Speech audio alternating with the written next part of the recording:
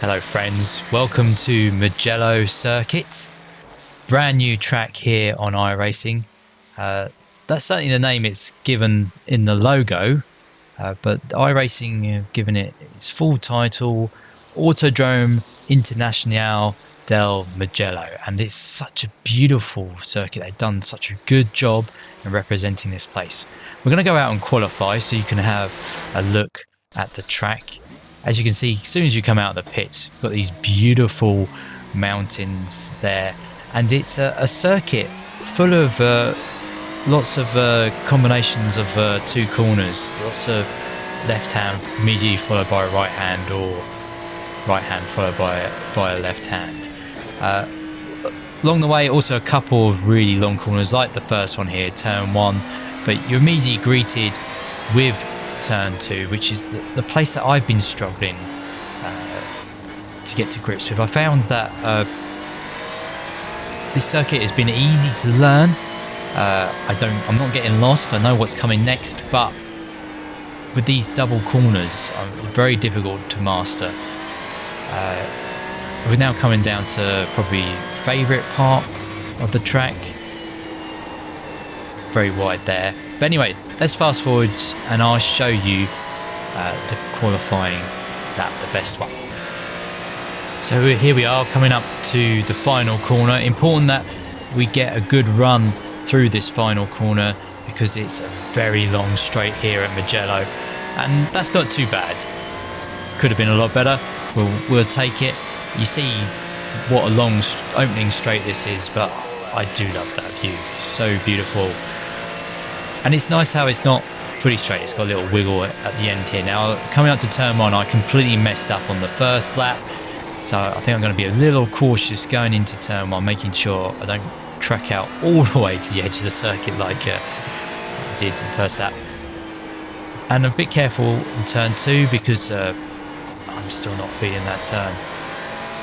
Got on the curb there, she gave a bit of oversteer on the exit of 3. The next left right definitely third gear corners, but occasionally I'm slipping down using second. We want to compromise this corner, long left hander here, and then we're coming up to one of the fastest corners on the circuit here. You don't want to hit the curb, but you can use a lot of the runoff. With the runoff on this circuit, as long as the centre tyres are not all on the painted asphalt, which is mostly green, you can see, but some of it's white in places. As long as the centre of all 4 tyres are not on that, then it's not a 1X. Coming up to the next really long corner, I think I'm losing time in this corner, but just important to get through it, carry the speed off. Now the fastest 2 corners, no braking here, you can cut an awful lot of the curb. And then we come down to probably the most important corner on the circuit, the final one. I'm going out wide, going for a late apex. I'm happy with that. We probably could have pushed it a little bit more. See, we're about 4/10 up on our first lap. So what are we going to get? A 150 point... Come on, Iverson. 1.50.257. That puts us P16 at the moment. I'm happy with that given the strength of field, and I'll show you that as we grid up. So here are the qualifying results, and we've qualified last of the people that set a time with that 50.2. I'm not feeling it here. I'm not comfortable, but I think it's going to be a popular track. There was a lot of people signed up to this race. The 4 has obviously decided not to qualify. They're going to come from the back. We're going to have to be careful of them in the race. But anyway, let's take it to the grid. 1 lap to green. Line up on the left side. The estimated SOF is 3,441. Pit road is closed right now. There are a lot of points on the table. Be smart and get a good finish. So what I'm thinking here is that we're just going to take it easy in this race. It's a strong strength of field for us. It is actually top split.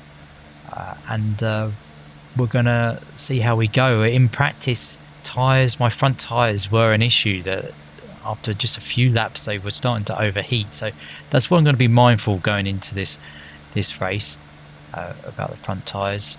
I think everyone's pretty much gridded up now, so we'll go to the race. Right, we're getting near the end of the pace lap here. The Australian man wants me to catch up. Kevin, who started next to me, he was whinging in the chat about how long this pace lap is, and it is another long one. I imagine that's because there's a shortened version of this circuit. But I think they could grid this all up between turns 6 and 5. It's quite a longish straight. But anyway, it is what it is. It seems iRacing don't like to give short pace laps now. I'm not really going to go for it at the start here. Turn 1, I got a feeling could be you have the right conditions for an incident, so going to be watching that carefully before 5.1k starting just behind me in the other column. He's going to want to get going. I think our goal here is a race with the 16 and the 12. We were only a couple of tenths off them in qualifying, and given we've got to manage the tyres through this race, that could be where we could win it. Anyway, here we go. Just being careful around here. The 4's throwing it up on the inside of the 16, but no issues. I mean, this is a high strength of field, so people are behaving at the moment. Just watching ahead of me just to see if there's anything going on, but there isn't. Took a bit of the sausage curve there. That's not ideal. But yeah, here I just want to gradually bring the tyres up to temperature. Don't want to overheat them at all. I'm not looking to make any moves. I'm sure plenty of opportunity will come later in the race, and I still feel like I needed a bit more time on track to learn this. But as I said earlier, I know where we're going. It's just knowing the finer details around here. I've got a feeling that passing is going to be difficult with it. Lots of double corner sort of complexes. As you can see, was that the 12 getting... yeah, 12 just got passed by the 4. Don't know if he got bumped out of the way or just got a wiggle into the corner. Still on cold tyres. Whether that goes against what I was just saying about passing being difficult, but we'll see how far the 4 can get ahead. Can cut an awful lot of these two corners, which is fun to do. I've got a run here on the 16. See if we can set him up, come out the corner. Oh, there's a spinner up there. The 15's gone around and the 16's had to come to a stop because of that. We just took the right line and we've taken 2 positions. Now my goal going into this race is to make sure I just don't finish last. I know I am the 13, but you know, even the 17 and the 16 are 2.2k, so they're exactly the same A rating as me. So let's see if we can close up to the 12 and the 4. Almost banging doors there. 4's got the corner here. I'm sliding it through 2, still struggling there. I'm not sure if I'll get to grips with it in this race. We just need to close up and not lose the race too much at this point. But I'm sure there'll be time. I think at this point I was actually looking behind. You know, for some reason Race Hub saying that 15's a lap down. He isn't. I think he's just gone in the pits with the 16. So that's given us a tremendous advantage over them. I get on that curb. That's why you don't want to get on it. It just pushes you wide. But you can get on this one and take this curb. That's such a fun corner 3. It's probably the 3rd fastest or 4th fastest corner on this track. And into this long right-hander.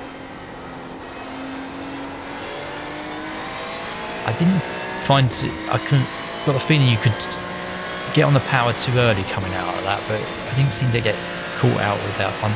Here I'm looking for the marshal's board there. That's my braking marker. And I like to sort of drive it down into a late apex. I'm not sure that's the right line because it feels like we could track out wider and carry more speed. It'd be interesting to see what some of the quick guys come. But iRacing have done a great job with this place. It seems like they're improving in their quality.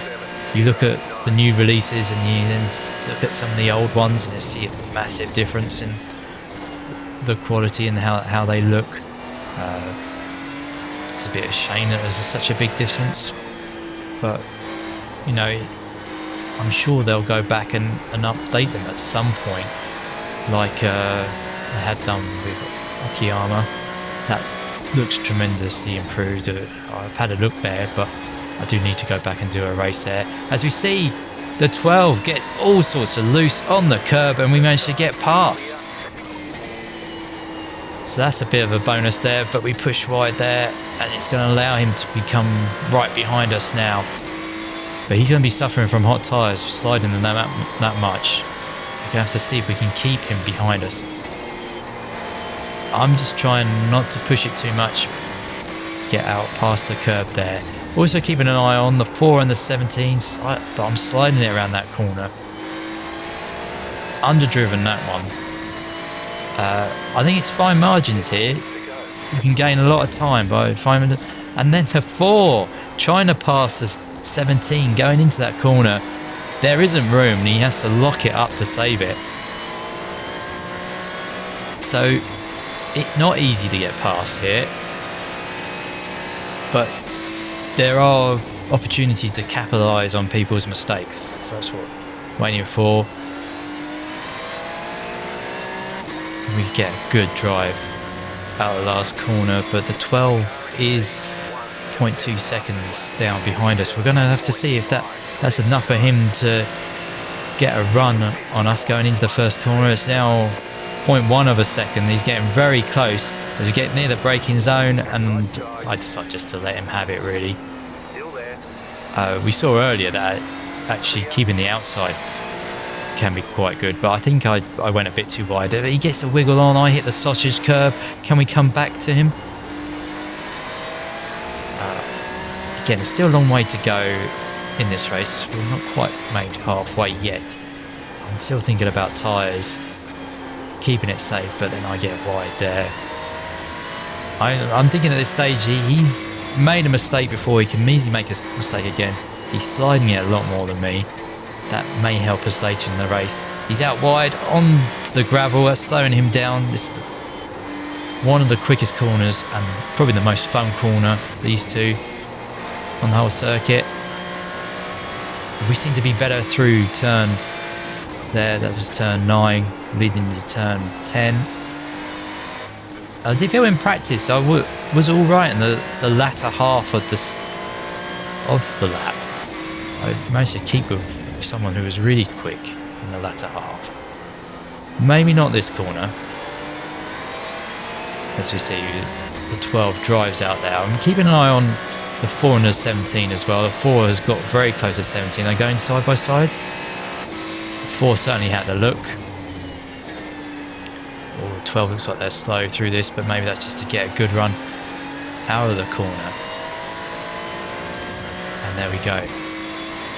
Back for another lap. Now we're 0.6 behind. We know you need to be about 0.2 to be able to get there to make a pass. But the 4 is alongside the 17 again. Going for a pass, and he has on the outside this time got the pass done. And that's what we've seen twice for him. That actually going on the outside and being able to get to the apex here of turn 2 first is what can get you a pass done. You need to have a great run, and then we get our first one. It's a great run to be able to pass up on the inside of turn 1. Yeah, I'm not quite getting that turn either. That's 5. But this section here is 6, 7, 8. It's a lot like Sepang in Malaysia. It used to hold the Malaysian Grand Prix. I think this track has the nickname of the European Sepang, and that's only a good thing, you know. As I get my second X, I'm starting to push it a bit more because I want to try and keep pace with the 12. I've got a feeling that maybe we could have the 17 in play as well later in this race. 12 just seems to have a bit too much for us at the moment. But it's great for the Ferrari to be at home, really. This is a Ferrari circuit. It's great to have a Ferrari-owned circuit on the service, and that we have start the Ferrari Challenge season here is very fitting. I did want this to be my first race of the season, but circumstances were cold. And there's a car going slowly up there. Is that the 14? The 17's gone past him. Maybe that's an opportunity for us. Is he coming back towards us? He looks like he's got going again. So maybe an incident with someone in that final turn. These long sweeping turns, turn 1, turn 12, and the final turn, turn 13. I think they do invite incidents. So if you're racing here, let that make a mental note, because that may help you. Also, I think how long the front straight is. There's a car stopped. What's happened here? Yellow flag. A yellow car is off.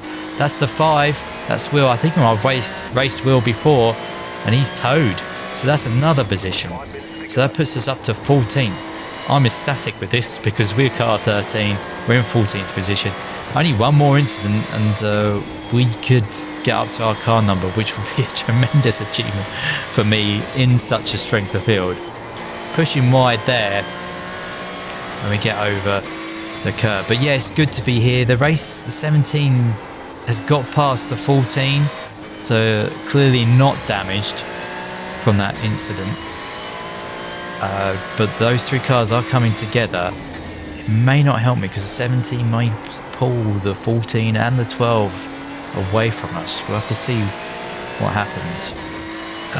Yeah, I'm not normally this much down on pace, but the track is going to be used quite a lot on the schedules this season. Oh, another yellow flag. What's happened? Smoke.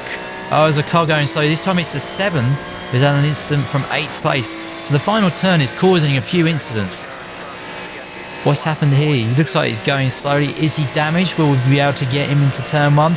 Oh, can we get alongside? Yes, we can. And we bank the pass easily. Going very slowly there. Now I'm thinking, can we pull away? Just take it nice and easy in this turn.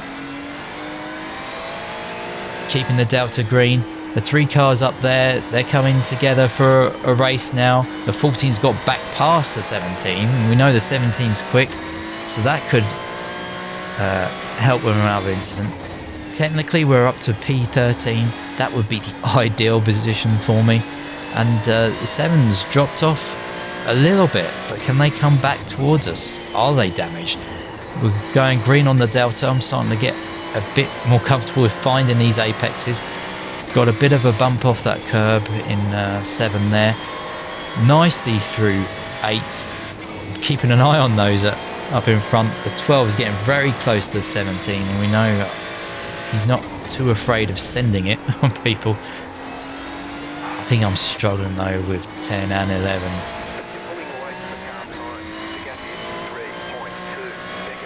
Thank you, Australian man. So that maybe shows the 7 is damaged, so we've got a good opportunity of finishing 13th. Sorry, a little stutter from the game there. Interestingly, although it's putting a high load on my setup, not really having issues here in the Ferrari. I thought it's been the new tracks, but maybe it's just because my PC's not overheating this time. But anyway, that's good. Now this track, with it being a Ferrari track, it does host the final race every year of the Ferrari Challenge. Very fitting. The Ferrari does really suit here. It would be nice to see if iRacing could bring it in that every season we finish off here. I think it's going to be a popular track. There were a lot of people signed up. I know the normally signed up. 14 seems to have gapped 17.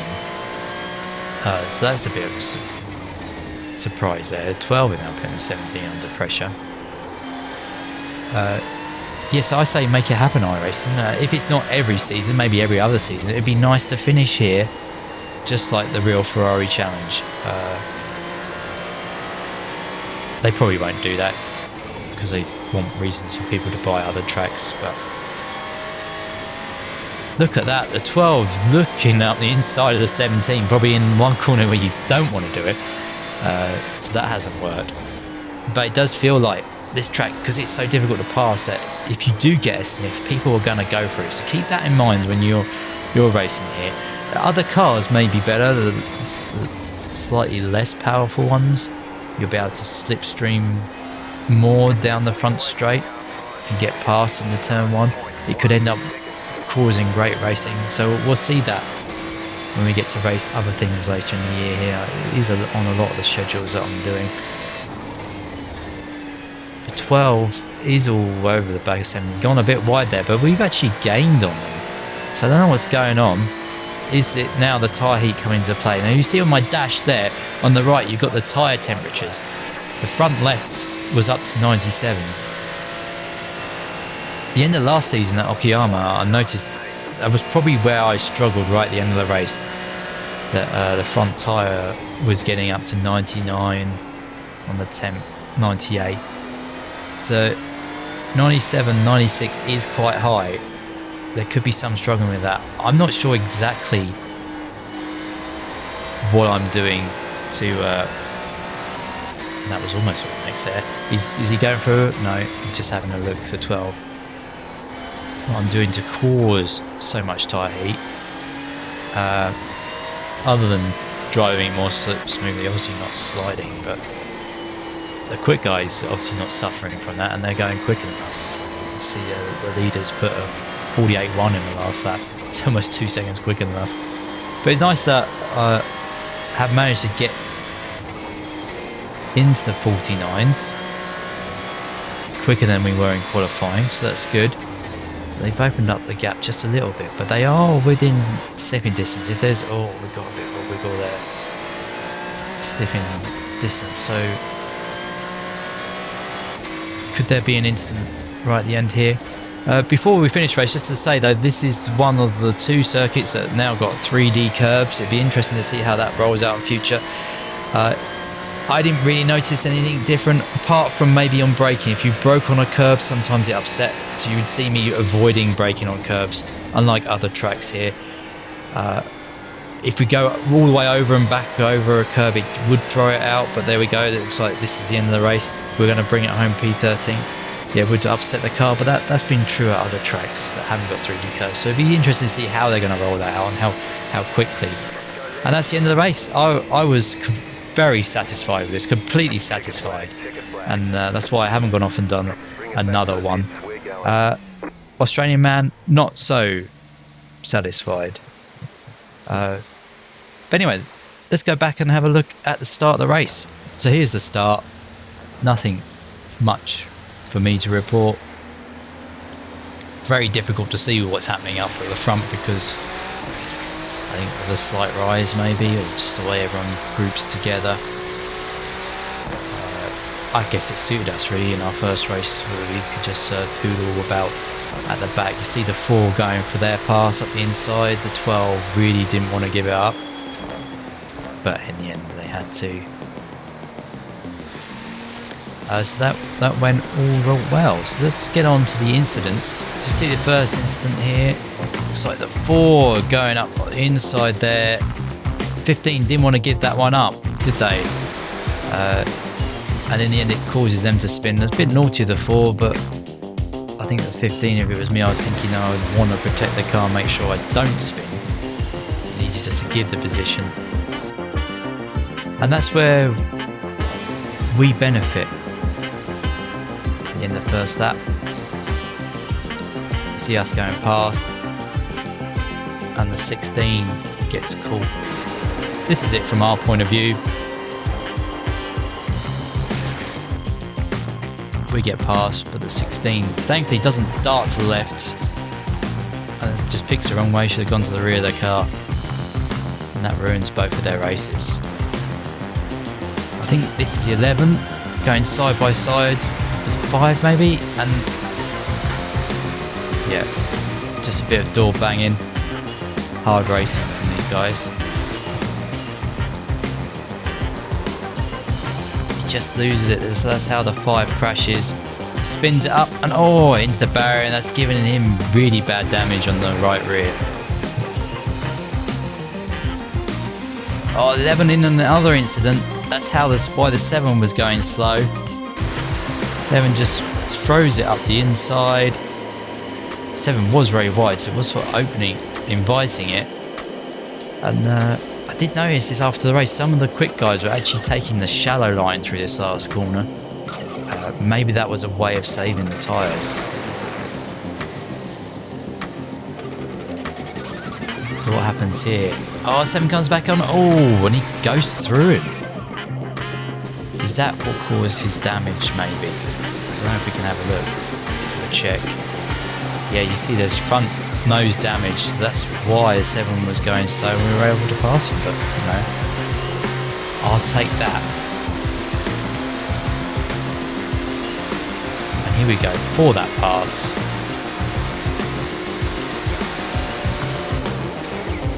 I'm counting that as a pass. And that's it for the race. Super. I'm so happy with that. Let's get to the results. Here are the results. It was top split of 6. We were in a 34-41 strength of field, so a big strength of field for us. Gain on the safety rating. Only lose 10 on the iRacing. We were car 13. We started 16th. We finished 13th. 50 championship points. What a good way to start the season. In terms of pace, we were the slowest, I think, by the looks of it, but not too far off the 12 and the 17. So it'd been interesting if it was a longer race. Top car in Division, no, not top car in Division 3. 17 took that. Second car in Division 3 would take that. Yeah. Very nice indeed. You can see the 10 gained the most iRating, 63, and it was the 5 with that incident and quit lost the most with 106. Anyway, this has been a bit of an experiment from me because my audio didn't record when I originally did this. Thank you very much for watching. Let me know what you think of this video and check out one of these other videos.